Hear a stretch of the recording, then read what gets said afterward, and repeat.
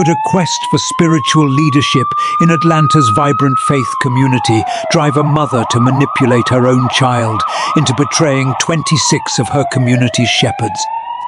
In the bustling heart of Atlanta, a city renowned for its rich religious heritage and dynamic church life, a plot of biblical betrayal unfolds. This isn't just a story of ambition. It's a chilling saga of manipulation. It's a chilling saga of manipulation and deceit wrapped in the guise of divine aspiration. Here, we delve into the life of a small yet influential church that stands as both a beacon of hope and a pillar of moral guidance, now rocked by a scandal beyond the congregation's wildest imagining. At the center of this storm are three pivotal characters. A seemingly innocent 15-year-old girl coerced into a sinister plan. Her mother, a woman whose desire to lead the flock veils a darker intent, and the unsuspecting 26 pastors, each a victim of a meticulously orchestrated betrayal. As we peel back the layers of this disturbing plot, questions about faith, power, and morality emerge, challenging everything this community believes in. What leads a mother to use her daughter as a pawn in a game for control? How does a young girl find herself at the heart of a conspiracy against those entrusted to guide her spiritually? Before we delve deeper into this web of intrigue, make sure to subscribe and hit the notification bell if you want us to keep bringing you stories, told and untold stories. Now let's crack this case wide open. The church, established in the early 1900s, has long been a cornerstone of its Atlanta neighborhood, growing in size and influence with each passing decade. Traditionally led by a sequence of charismatic pastors, the leadership baton was always passed based on spiritual discernment and communal consensus. Amidst this backdrop emerges the figure of the girl's mother, Sarah, a long-time member of the congregation and a respected Sunday school teacher. Known for her eloquent prayers and powerful sermons, Sarah's ambition was never a secret.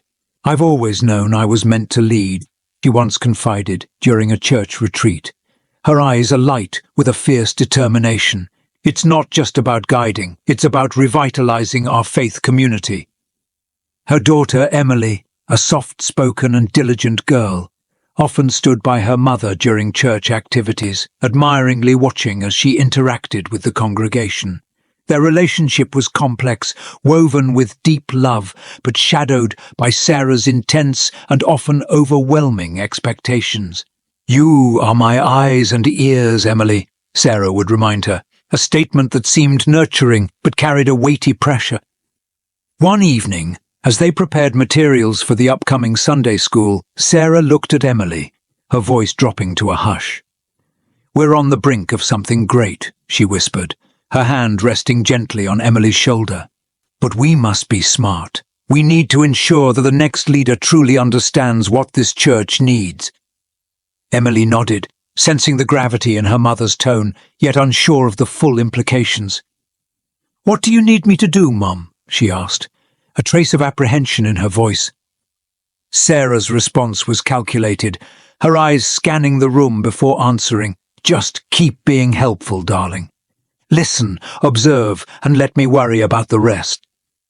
As the months passed, Emily found herself more deeply entangled in her mother's schemes than she had ever imagined. The line between supporting her mother and executing her manipulative strategies began to blur, setting the stage for a controversy that would shake the very foundations of their church community. The scheme, as meticulously orchestrated by Sarah, was born from a concoction of ambition and perceived divine endorsement. She had convinced herself that the church was veering from its true path and that drastic measures were needed to steer it back. Sarah's plan was simple, yet sinister. Leverage her daughter's closeness with the pastors to discreetly undermine their health, thereby creating a leadership vacuum that only she could fill. One autumn evening, as they sat in the dim light of their living room, Sarah shared her plan with Emily in hushed tones. "This church needs a strong hand, someone who really understands its heart. We can't just stand by," she explained, framing the plot as a necessary evil for a greater good. Emily, feeling the weight of her mother's expectations, reluctantly agreed to participate. The method was indirect but effective, tampering with food and drink consumed by the pastors during various church gatherings. Emily, with her unassuming nature, was the perfect vehicle for this plan. She was often tasked with serving refreshments, a role she had always performed with grace and diligence, making her involvement in such acts less suspicious. Just a little something to make them rethink their capabilities, to slow them down, just until the next election, Sarah instructed as she handed Emily small vials of substances that were easy to conceal and dissolve without notice. The chemicals were mild but cumulative in their effects, causing lethargy, confusion, and minor illness. Sarah was careful not to cause serious harm, aiming only to sow enough doubt about the pastor's vigor and suitability for leadership. "It's for the greater good, Emily. Sometimes we must lead the flock through the wilderness to reach the promised land," she would say, justifying the deception with twisted biblical parallels.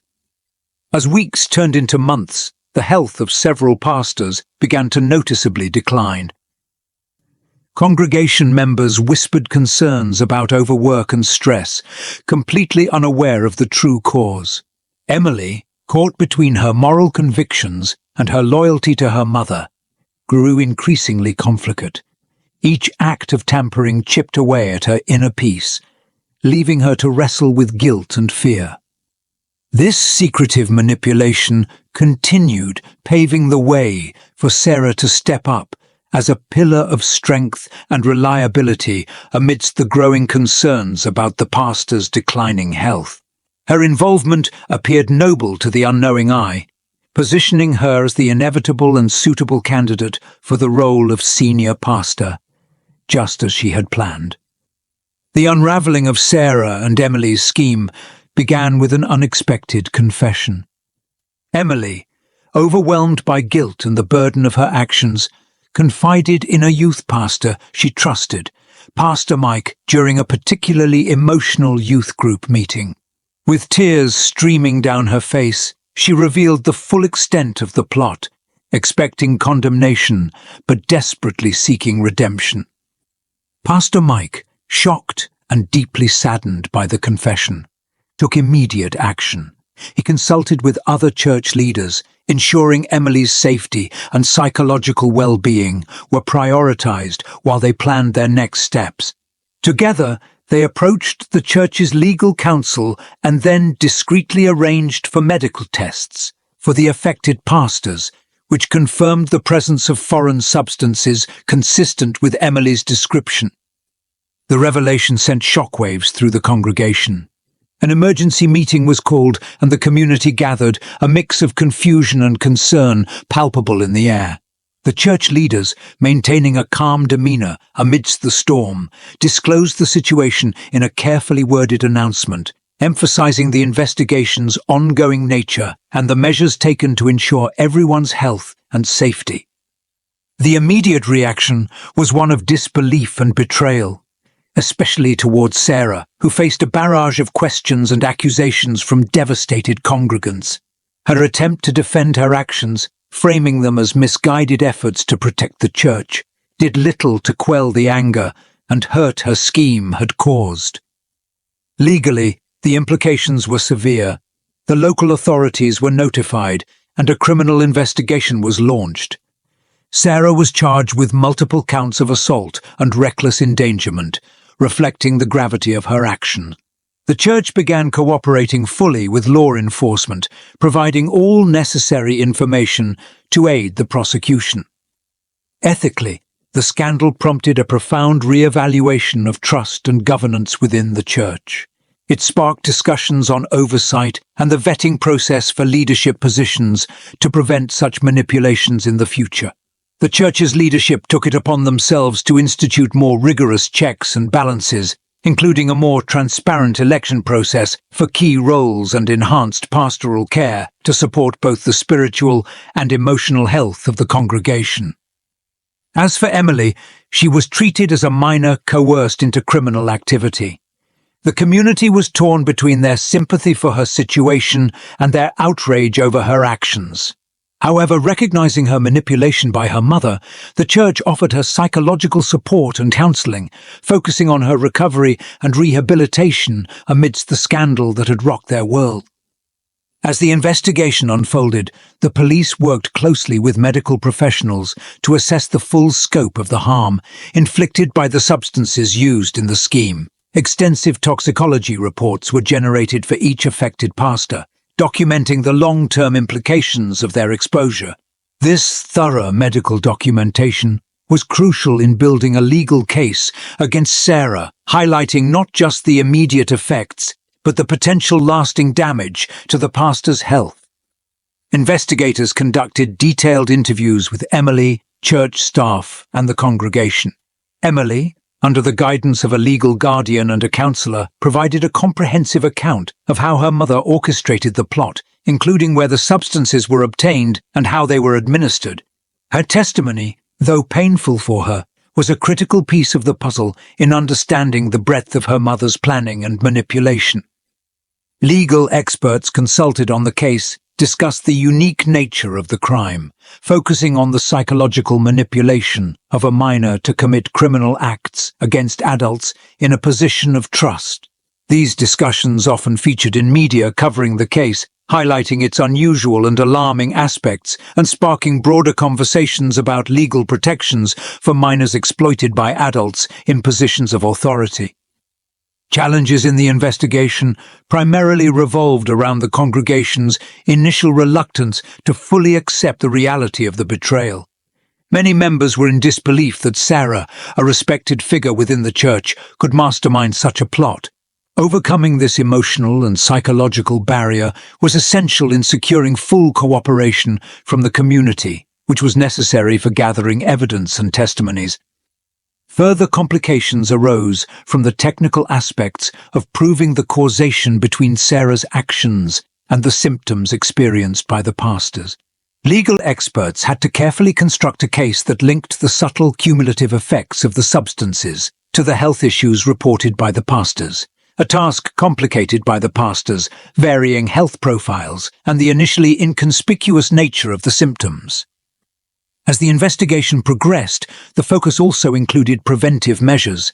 The church, in collaboration with legal authorities, began developing stricter guidelines for handling food and drinks during events and more robust oversight mechanisms for activities involving vulnerable groups, including minors and the elderly.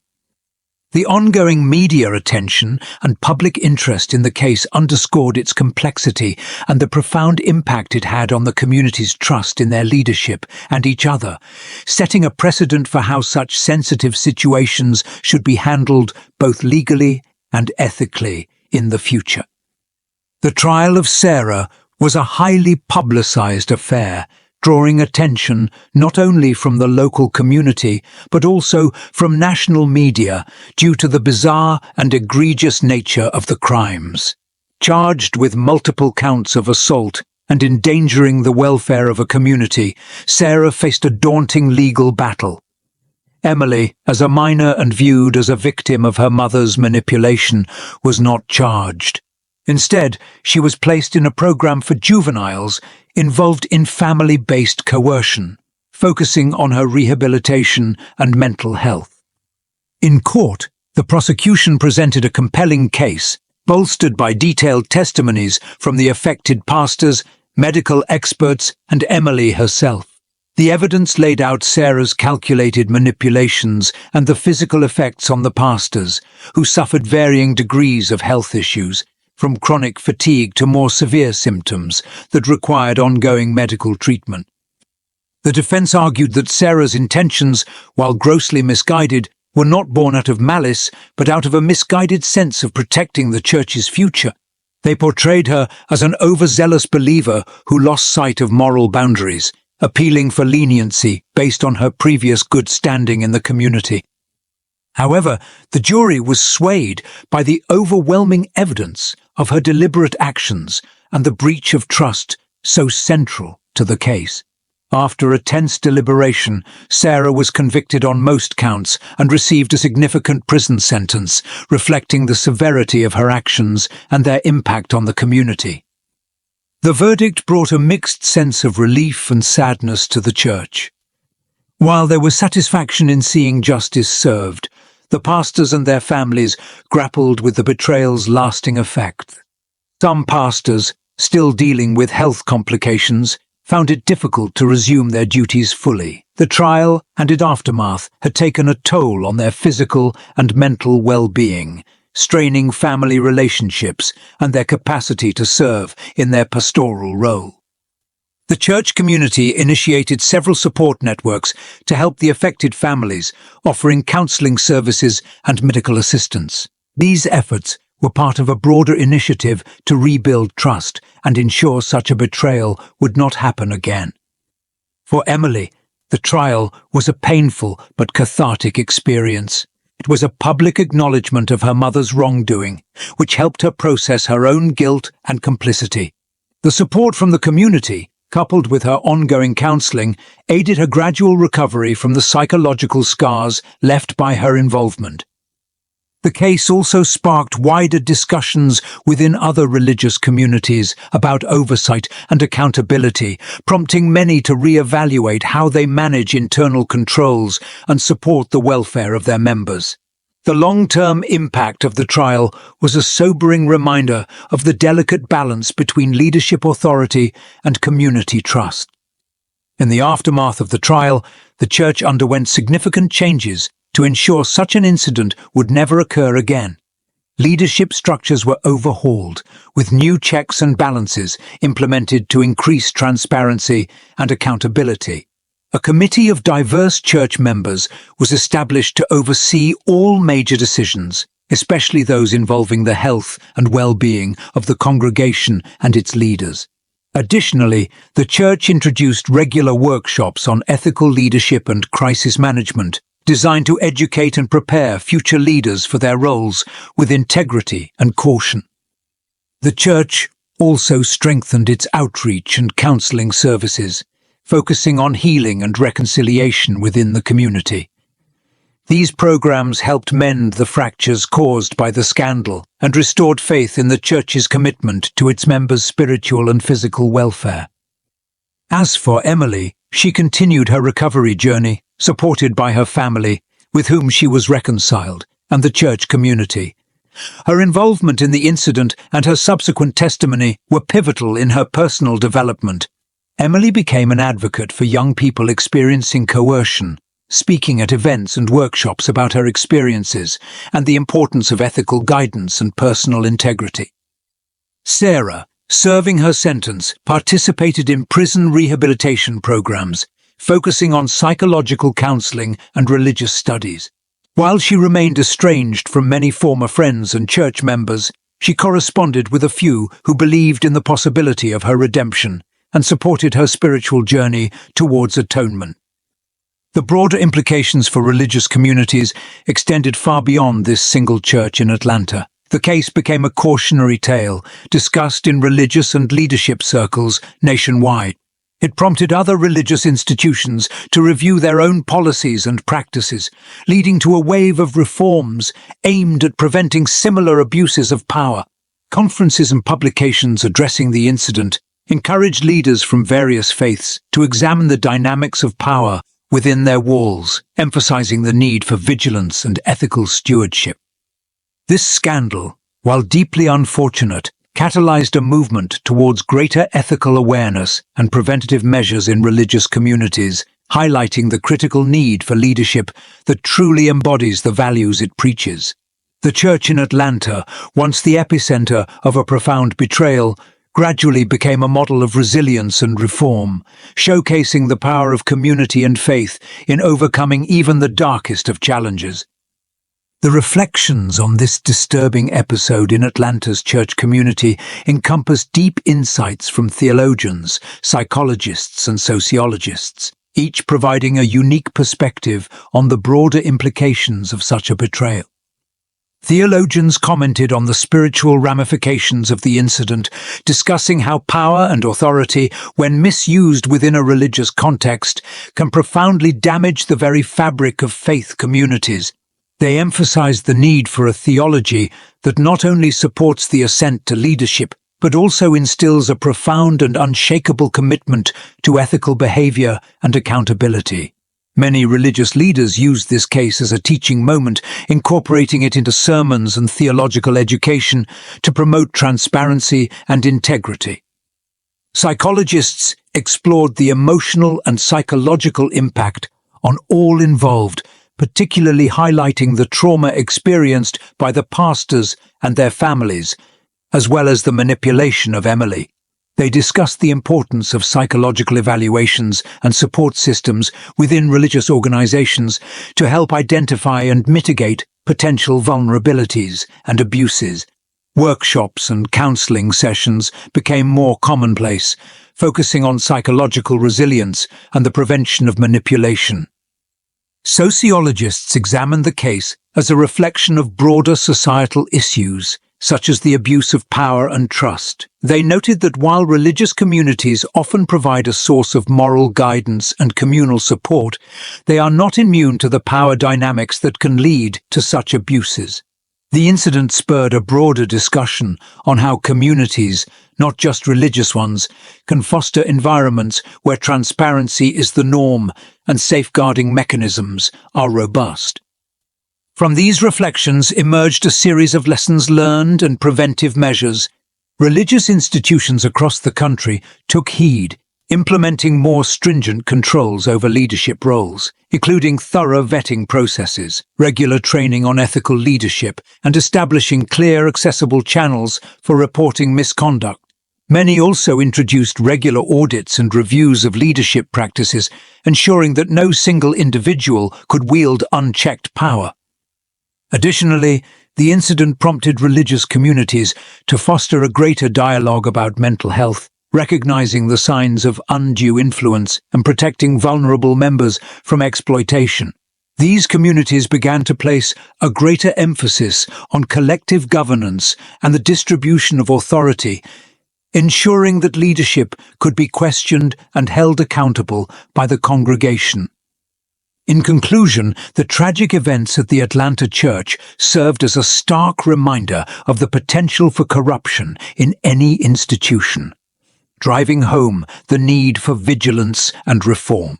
The reflective insights from various experts and the subsequent changes implemented by religious institutions not only aim to prevent a recurrence of similar incidents, but also strive to strengthen the foundational values of trust and integrity that should underpin all communities. If you haven't already, please take a moment to subscribe to our channel and turn on the notification bell, so you never miss an episode. Next time, we'll uncover another case where betrayal, secrets, and unimaginable decisions changed lives forever.